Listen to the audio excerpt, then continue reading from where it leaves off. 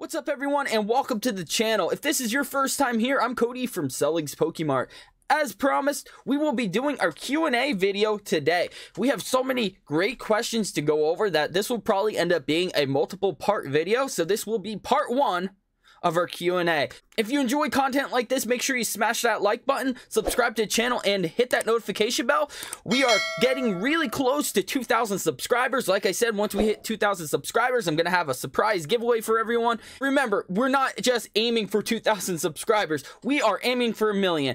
We're going to be celebrating all the milestones we possibly can, and that means every 1,000 subscribers from here on out, I'm going to be giving something away for all that support and making this even possible until we hit 10,000 subscribers. And when we hit 10,000 subscribers, we're going to be opening up some vintage packs, and we're going to be having a really big celebration and giving away something really special to you guys as the community. So thank you so much for the support, and let's get right on in to our Q&A. So, our first question here is from Meximan. He says, do you think it's considered scalping if someone buys product at MSRP and then sells it on TCG Player for market? Is it considered scalping? No, it's not considered scalping. In collectibles and a lot of hobbies, there are a lot of times where people will sell parts of their collection to reinvest into their collection so they can afford to maintain that collection. Collectibles aren't cheap. They really aren't. And Pokemon's no different. It can really exhaust your wallet. I'm sure a lot of other people are in the same boat that feels that wallet fatigue from overspending with Pokemon. It happens.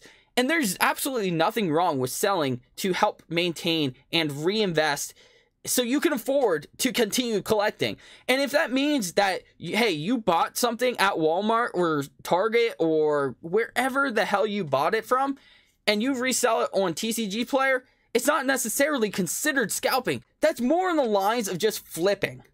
All right, you were flipping product. And guess what? Technically, all stores are flippers in this case. I have a distributor. I get my product directly from distribution and I sell for a slight profit. Now, in this case, it's a little bit different because yes, you are paying and you are taking it directly off a shelf. However, it's not the same as scalping. Scalping is more in the lines of cornering the market. You are purchasing everything off the shelves, taking away from every person that wants to buy that already. Most of the time when you're talking about scalping, it's going to be a very high demand product. So typically, these are products that people are going to be hunting for out in the wild. And what you are doing is you're going from store to store, taking all that product away from other people that want to buy that product so that you can profit personally, so you can make your own money off this product, off the people that were going to buy initially on the shelves.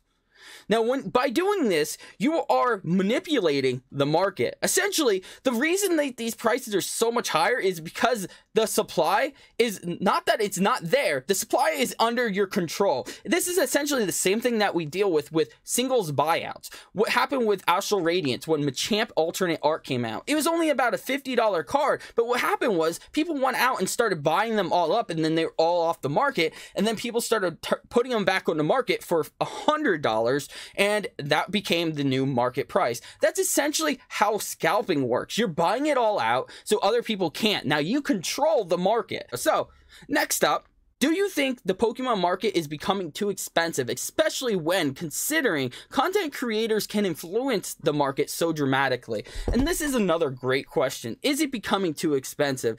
Quite frankly, I feel like compared to other hobbies, not really. A lot of other TCGs have already dealt with multiple price hikes and MSRP increases over the years, whereas Pokemon has actually been relatively steady for a long time with the price hikes. And the fact is, Pokemon is actually a very low profit collectible for a store. So typically, when we're selling our products, we actually don't make a very large profit margin. A lot of products will sell for less than 10% profit. So really, is it that expensive? I wouldn't say so, because as the consumer, you are only paying a tiny bit more than what a store's paying. So it can. Now here's the thing. Now, if you want to pull everything from a pack, yes, it's a very expensive hobby, absolutely. And there are a lot of vintage cards. It really comes down to this. What are you collecting? If you're only into the vintage stuff, if you want the rarest of the rare, then yes, it's a very expensive hobby. But if you're not too concerned about collecting the most rare and valuable products, is it that expensive? You could go out and buy modern packs for $4, $3 even, if you're lucky, if you can find some good deals, which there are plenty of deals out there. Rip open some packs, pull some cards. If you're ripping all your packs to pull these rare cards, it might be a little pricey because chances of you actually pulling some of those cards is very low. However, you can always go out and buy the singles. A lot of times you'll actually save money if you just go out and buy the damn singles from the start. What is something you would tell someone is the most important thing to do when starting a YouTube channel? Okay, so first off, let me just start off by saying I'm no expert in YouTube. We are still growing our channel, our community, and we are still very small. But coming from someone that is smaller, I can literally, a lot of my mistakes are more fresh in my head. A lot of these things are more recent for me than some of these larger content creators. Some tips that I would give you is to be consistent. Do not sacrifice quality of the audio, and do not underestimate your lighting. Now, I've constantly, over the last couple months, have constantly been reinvesting into the channel. I do everything I possibly can to provide better content for you guys as the viewer. All right, and if you have actually went back and watched some older stuff, you will see firsthand how much the quality has improved over those months and years. Even my very first video, honestly, was embarrassing. The audio quality was god awful. The lighting was non-existent. Camera quality awful. I had no editing skills. I had nothing. You learn all this stuff as time goes on. This is something that you just gotta keep repeating. You gotta make mistakes to learn how to fix those mistakes, essentially. And like I said, I'm not a YouTube expert. I'm sure there's probably a lot of better people out there that answer this question for you, but this is what I've learned. And quite frankly, when I've made a lot of these changes, I've gotten a lot of compliments. So I've noticed firsthand that a lot of these changes were positive changes, improvements. And I've seen the statistics. I've seen the analytics on YouTube, the YouTube Studio app, where when these changes have been made, that the performance of a lot of these videos actually started going up because of these changes. Do you ever think that the 30th anniversary, they'll come back out with OG sets like Fossil Jungle, etc., etc.? Do I ever think they're gonna come back with those sets? No. But look at what we saw with the 25th anniversary. We did see reprinted versions with a special 25th anniversary stamp and a special foil. They even had to go back and deal with some copyright issues with Wizards of the Coast so that they can actually go back and reprint these cards. So with the 30th anniversary, can we see something similar to that? Oh, absolutely. I think it's definitely a possibility. With Celebrations, they showed us that they are not afraid to do that, and I'm glad. It doesn't take away from the original card because they did something very unique, but they brought back that nice nostalgic factor. But will we ever actually see a direct reprint of Jungle Fossil? Absolutely not. I doubt that'll ever happen, and there's nothing wrong with that. What should make a Pokemon card worth more, or a lot of money, or not worth anything at all? Okay, so to answer this question,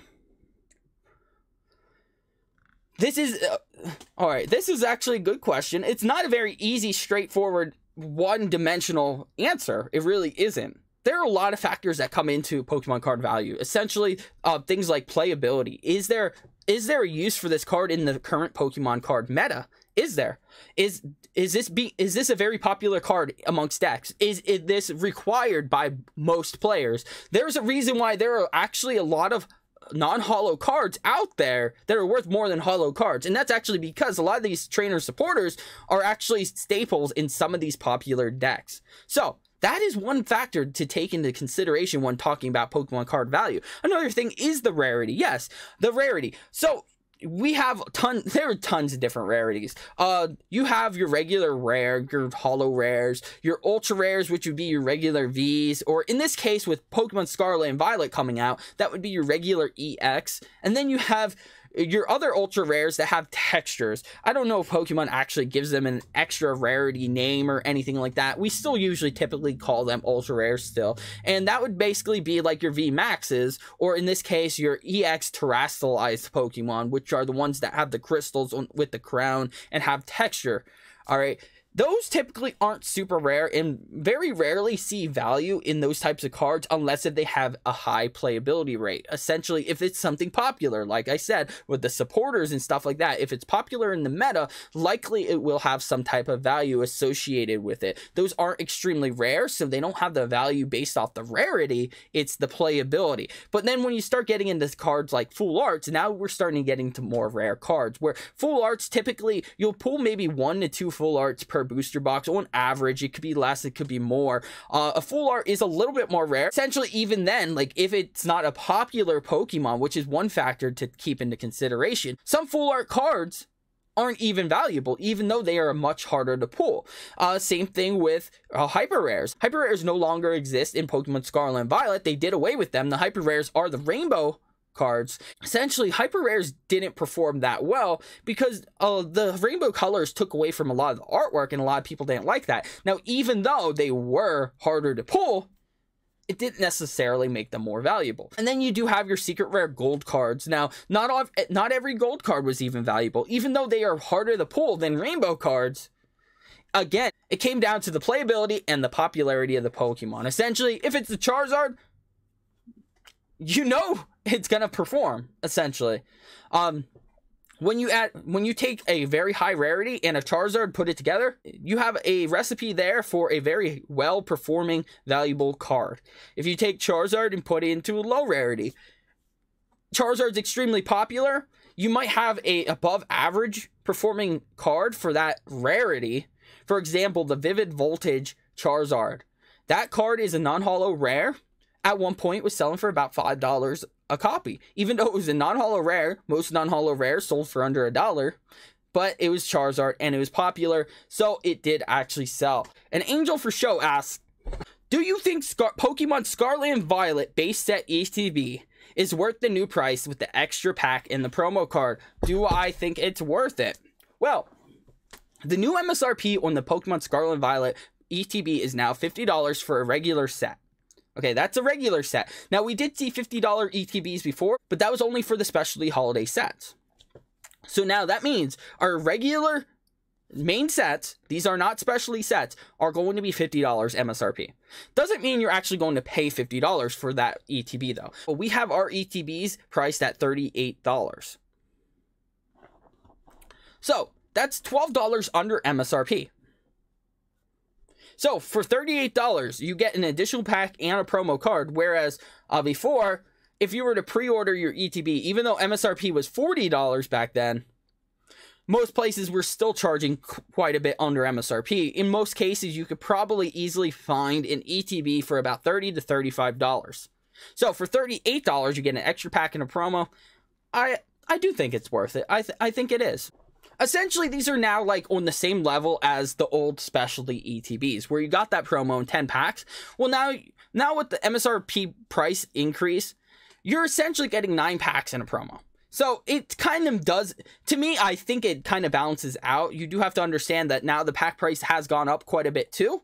Personally, I don't think it's a bad deal, and I'm actually quite happy that they started adding these promos to the ETBs. It gives collectors more incentive to actually open these ETBs, because before, if you didn't need those sleeves, quite frankly, ETBs weren't that popular to open up, because once you got those exclusive sleeves in that ETB, you were just really paying for the packs.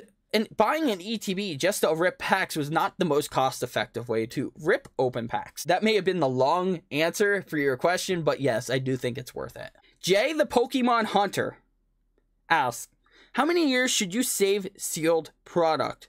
How long is your oldest investment in Pokemon? How can I pull better cards than my son? Okay, so, first off,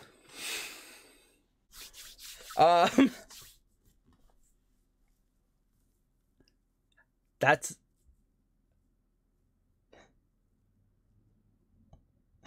Oh, shit. All right, let's break this down a little bit, because I know the third question is probably the most important question, because this is going to affect whether or not you have a happy household. I know this right now. How many years should you save a sealed product? Every product's going to be different. For example, if you bought an Evolving Skies booster box at the beginning of 2022, back when we were selling them for $130, $140, then for you to hold that for a year, I feel like that whole year you were successful. Sell it now. There are going to be some people that disagree with me, but see, when I look at investing in this, I invested before I got into Pokemon. I used to have stocks, and I sold all my stocks. All right, I was invested in Coca-Cola and Toyota, and Subaru, and I was involved with a lot of dividend stocks. They paid out quarterly to all their investors. I felt that that was a much safer approach in investing. And when it comes to Pokemon, I always took that same approach with Pokemon. Essentially, I always try to go for the safest investments. And when you are holding for the long term, you can be taking a much more serious gamble. If you go into a casino and you go in with $20, and let's say you hit the slots and you hit $100 on the slots, what do? Do you take the $100 and keep gambling away, or do you walk away? You're up $100. You can walk away and know you made a great investment. You multiplied your money. Or you could risk it and lose it all. Essentially, that's how I look at it. I personally, I'm not holding Evolving Skies. I sold all my Evolving Skies to everyone. But if I was holding an Evolving Skies booster box that I got for $130, $140, I would sell it right now, because it's safe. If I sold it right now, I know I made more than double my money. To me, I'm ahead. I could take that money I profited and reinvest it into the next thing that's still cheap and affordable. Do you see where I'm getting at? It's not always about how long to hold it. It's about when to actually let it go. You want to look for those opportunities. It's always going to be about timing, and it's never going to be one set timing. Every products perform differently, and you have to pay attention to the market to know exactly when it's time to actually sell that investment. Now, you can always take that approach and have that mentality that everything goes up in time, and sometimes, yeah, it might be true, but everything eventually will have a ceiling. Just because some things in the past have performed certain ways doesn't mean every product is going to perform that way. And you do have to also keep that in consideration when you are talking about investing and thinking about investing in Pokemon. How long is my oldest investment? That's a good question. Early 2020, before vintage booster packs really started skyrocketing, I was buying like first edition, like jungle packs and gym challenge packs and stuff like that for under $100 at that point. I bought a couple EX series packs. I actually bought some Fire Red, Leaf Green. I had a couple packs of those. I think I bought them for like $70.